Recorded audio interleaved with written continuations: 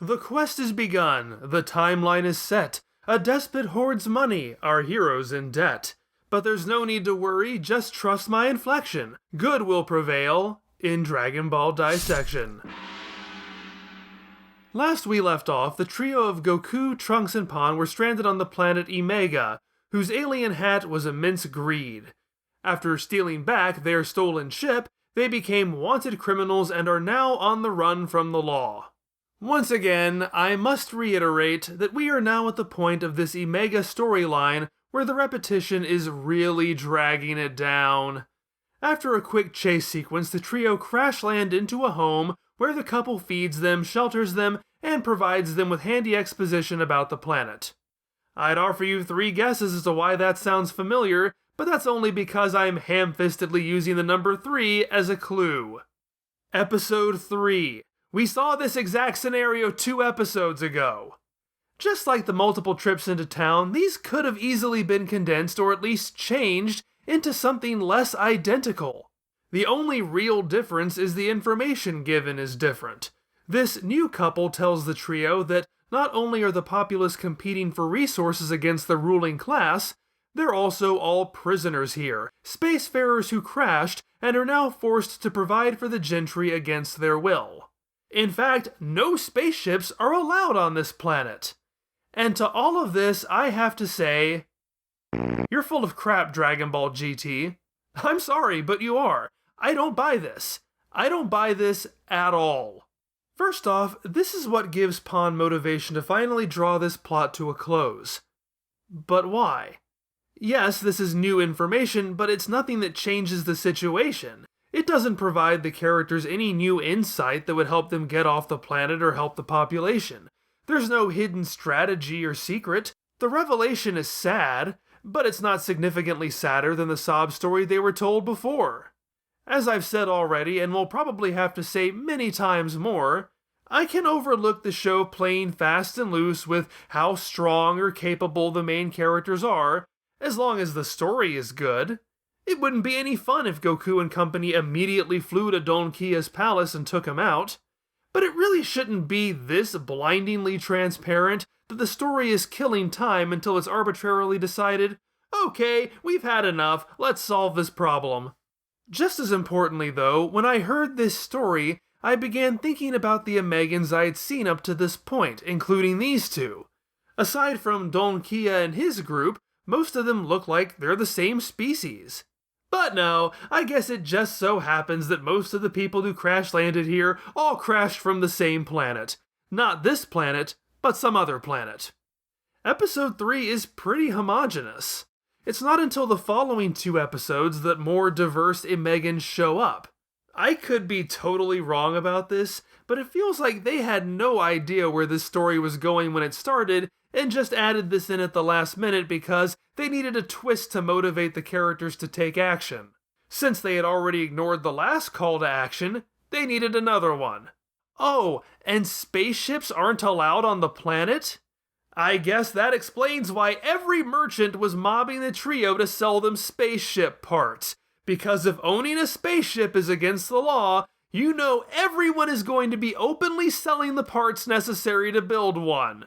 And if everyone here is from another planet and doesn't want to be here, they would, of course, be selling spaceship parts rather than building their own or begging for passage on Goku's. Make it make sense! Somebody make it make sense! The only good elements in this entire sequence are that Pan decides, without anyone else's input, to take a stand, and that they gain access to Don Kia by turning themselves in. We're still very early in the series, so any moment that furthers character is something I can appreciate. Especially given that Pan has been portrayed as somewhat self-serving, I like that she's the one moved by this tale of woe. This is her first adventure. She's young, she's plucky, she's idealistic, and she wants to do the right thing. It leaves a good impression. It's also the best of both worlds in terms of the all-important power scaling. You can't really complain that the characters seem weaker than they are supposed to be if they're doing it on purpose. Hey, gotta give credit where credit is due. And speaking of credit, that's a segue. You might not understand this segue now, but you will in a minute. I do appreciate that Donkia plays right into their hands because, in true Rorschach fashion, they're not trapped with him, he's trapped with them, as evidenced by them knocking down his door. I'm so glad we didn't see any of their siege. It's funnier that it's so effortless for them. However, where things fall apart is the introduction of... Well, it's a common joke that GT actually stands for Goku time. So even though Pan has been the one leading the charge, she immediately rushes headlong into danger and is encased in a force field. When Trunks tries to fight, he's taken out in one hit. So, yeah. It's quite literally Goku time. Despite being the first instance of it happening, it comes across as formulaic and predictable. It is not the right foot to start out on. Donkia is foppish and useless. He doesn't do his own fighting, he hires people for that. We've seen them briefly in the last episode. There are henchmen Gel and Sheila, who had taken the lead during the action sequences prior to now. But off in the shadows is the main guy, Regik. Regiku is a modified anagram of Kuregito, or credit. See? There's the segue! Speaking of credit, isn't that great? Wasn't it worth the wait? Aren't jokes funnier after they've been explained? So while a more obvious anglicized form of this might be Reddick, that moves a bit too far from the original pronunciation for my taste, so I stick with Regik. If you don't like it, well, I won't be talking about it much past this video, so I think it'll be okay. Goku and Regik fight. Goku becomes a Super Saiyan. Goku eventually beats him. Whatever, who cares, it's fine. I'm more interested in making fun of the fact that Regik and his minions look like alien aerobics instructors. And it's important for me to say that because I think there's going to be a trend of me being less than impressed with GT's original designs. I mean, come on. The guy wears a singlet over his jacket. No, I disapprove. Regik is certainly good enough for a one-episode baddie who provides the compulsory fight to wrap up the storyline. I think he leaves a slightly bigger impression on people, though, because he's the first major fight of the series. But there are a couple of other things, too. In episode 4, he immediately clocks the intruders as Saiyans, which is weird. Why? Because one of them fired a ki blast? Don't have to be a Saiyan to do that. And one of those Saiyans has purple hair. So going into episode 5, you're primed to think this guy has some kind of special insight on Saiyans, or that this deduction is going to lead to something important. Or something at all. No, it doesn't. Then there's also the fact that Goku and Regik part on good terms because he turns out to be either slightly more honorable, or just more motivated by fighting than money. He even implies they'll fight again someday. They don't. And if I don't care about Goku and Vegeta getting a rematch, I certainly don't care if Goku gets another fight with this crime against fashion. But, I'd be okay seeing him again if they took him on a makeover montage. He needs one. At any rate, the day is saved and Donkia agrees to rip up everyone's contracts because they all have contracts. And despite being a spacefaring society, all of those contracts are kept in a comedically large cabinet. You know what? That's silly enough that I can actually get on board with that. But not everything is wrapped up. What about their dragon radar? What about the meddling robot? He tries to escape, with Pan almost breaking him to keep him from getting away. Well, despite Trunks being the most frenzied chaser of the robot in episode 3, he's suddenly become the robot's advocate, reminding her that robots have feelings too. Hey, and it turns out that the robot can function as a dragon radar now that he's assimilated this technology.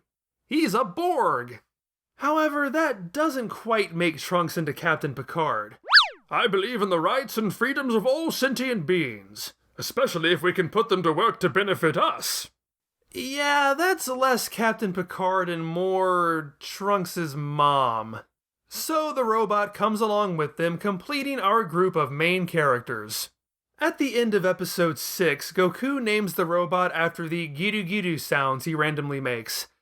And, oh boy, I've been debating for a long time how to render this character's name. It's simple enough, in theory. Literally speaking, his name is Giru in Japanese. However, the official subtitles, Japanese merchandise, and even the show itself anglicize that to Gil, Like how seru becomes cell because seru is approximating an English word. Based solely on the sounds, both are fairly reasonable. My methodology with Dragon Ball names has always been to preserve both the pronunciation and the pun source as much as possible. The problem is, I have no idea what, if anything, this character's name is supposed to mean. Like, if I knew the little robot was named for the breathing organ of a fish, or a comedian Gilbert Gottfried, then I'd be Team Gil all the way. But if it's just a random pairing of two Japanese sounds, I don't see any reason not to just leave it as Giru. Ugh. I decided to check the GT Perfect file on the off chance it might provide some clarification my limited Japanese skills could actually parse. And it just made things worse. See, if I was sure of anything, at least I knew what the robot's real classification is. It's DB464T2006RS, or DB4649T2006RS. It's introduced here but is said constantly during a collection of upcoming episodes. I've heard it said, I've seen it in the subtitles. Given that he serves as the series Dragon Radar, his serial number containing the letters DB is a fun little nod to that. Imagine my shock when I saw that designation in the perfect file rendered as DD464922006RS. So I went back and listened carefully, ignoring the subtitles, and it sure sounds like he says DD, not DB. But there is definitely not a second 2 in there.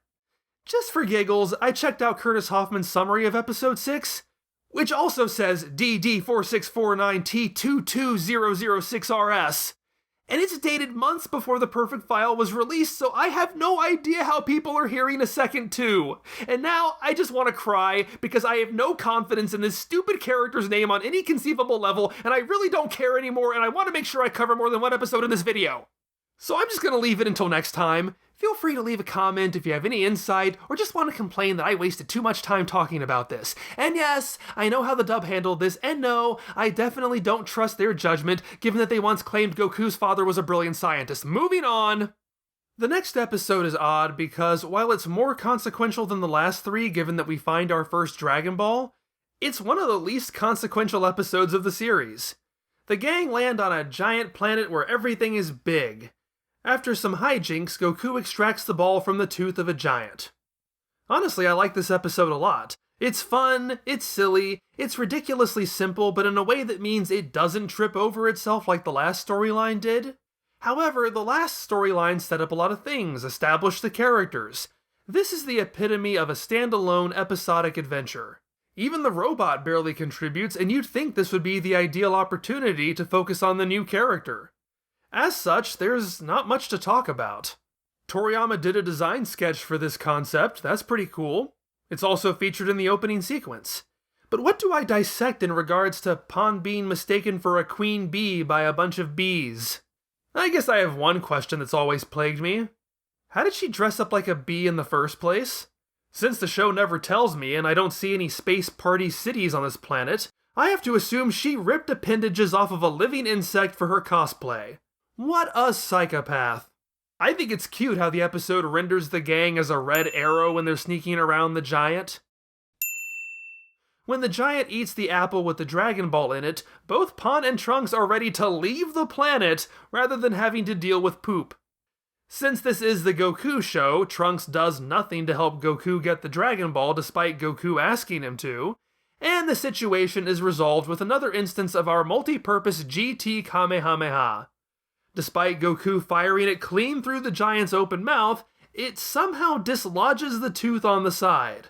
It's the GT Kamehameha. It can do anything, even forcibly remove a tooth in a way that causes no pain. It's magic. And the episode establishes that this is the first time Pan has ever seen a Dragon Ball. I can't recall if Dragon Ball Super has contradicted that already, but it certainly will at some point. The next planet is... well, it's Oolong. The quest to get the next ball, the Lushinshu, is basically Oolong in space. There's a village being overrun by a giant monster who demands a wife. One of the male characters dresses up as the bride-to-be. Hijinks ensue. Look, on one hand, no idea is completely original or unique. The fact that Dragon Ball took over a decade to get back here is pretty impressive, especially given how often it dusts off the villain who transforms multiple times shtick. But as much as I appreciate the idea of going back to basics, I don't think they necessarily need to straight up remake an old plot unless they have something new to say about it. I mean, Goku is the only character who carries over from that old story, but you never know it. He never comments on how this is familiar. And no, it wouldn't be all that interesting if all he did was say that it's like the thing from before.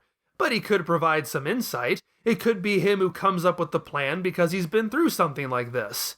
But no, it's mostly just plugging new characters into the same roles other characters served in the past. Pawn is the Bluma character in terms of temperament, so she's the one pulling the strings, making the deals, forcing someone else into the dress. The new Oolong is Zunama, a catfish-looking guy who doesn't just get by on looking dangerous. He can summon earthquakes through his whiskers. Also, yeah, his name is a modified anagram of Namazu, the Japanese word for catfish. And for what it's worth, he delivers a pretty charming performance, especially when he hums Here Comes the Bride. The original bride-to-be, Lane, is portrayed by Itomiki, number 18's performer. It is nice they're giving their cast work despite the characters being written out for now. The villagers look like a cross between Native Americans and Hylians from The Legend of Zelda, with a little bit of Ziggy Stardust for good measure. Pan makes a deal with them to stop Zunama in exchange for the Dragon Ball they have. And that plan is to put Goku in the wedding dress. Here's where this sloppy find and replace storyline immediately shows itself for what it is. See, Bluma puts Goku in the dress because it fits their characters. She's opportunistic and doesn't want to do any hard work herself. She just wants to be the mouth and take the credit. She's not a fighter. Goku is. She takes advantage of his strength. In this case, it makes no sense Pan would choose Goku as the decoy rather than herself. She is a fighter. She has been shown to take matters into her own hands. She sells her plan to the village by bragging that they are the 3 strongest people on Earth. She's already expressed that she thinks the dress is really pretty. That is certainly a matter of taste. So based on all of that, why would her first instinct be to put Goku in the dress? Because cross-dressing is funny. It ultimately ends up being Trunks in the dress, which makes the most logical sense given that he's the right size for it. It's just odd that even before size is treated as a consideration, Pan still goes for Goku first. Well, at least I finally get my makeover montage, even though as far as makeovers go, it's pretty brief and disappointing. Does Trunks have what it takes to fulfill this role, though? Beginning of Dragon Ball Goku is a perfect character to put in a dress. It's not because he's a boy, it's because he's a feral child with no real concept of what Oolong might find attractive. It's because he's totally utilitarian and is confused by fashion that he feels restricts his movements. It's because he's the kind of person who's just going to pee on a tree and give the whole game away. He is the best character to carry this scenario because he is both the most logical person to give the job to, while also being the one most likely to ruin it. And that is funny. Unfortunately, this Goku is too worldly to fit into that role anymore. Pan is much better served as the mouthpiece, the dealer, the schemer. Unfortunately, there's just not a good character to put into this role. Unless you find cross-dressing as a joke funny in and of itself rather than tired and overused, there's just not a lot here. Yes, Trunks is embarrassed. Yes, Kusao does a falsetto voice and plays very femme. Those are all old hat, surface-level jokes. Man in dress is funny. And sure, it can be funny. But given this is already a reheated leftover from original Dragon Ball, it doesn't help that it can't even do the same scenario as well. The show doesn't even seem to know what its own tension is. Pan's plan is to get Zunama to take Trunks back to his lair. Once he's there, Trunks is supposed to get Zunama drunk on sake, after which he can cut off Zunama's whiskers with comically giant scissors Pan just happens to have. It's your basic Samson and Delilah plot. Do you want to know how the episode ends? Zunama, here to take Trunks back to his lair, wants to look at him. And everyone, including the narrator, freaks out about this as if it's some kind of shocking twist they never accounted for. What? That's the whole reason you dressed him up! Everything is literally going according to plan. He is playing right into your hand exactly the way you wanted him to. You can't hang a cliffhanger on everything going the way it's supposed to. That's a terrible place to end an episode. Anyway, I'm ending this episode now. In our next installment, the whole baby plot begins in earnest. Yeah, it's really this early in the series. I'm gonna chart this whole thing out. So thanks for watching. I appreciate all your sweet, juicy engagement and support that I need to stay alive. Next time, I promise I'll have decided on a name for that meddling robot. All he's meddling with is my brain. I'll see you next time!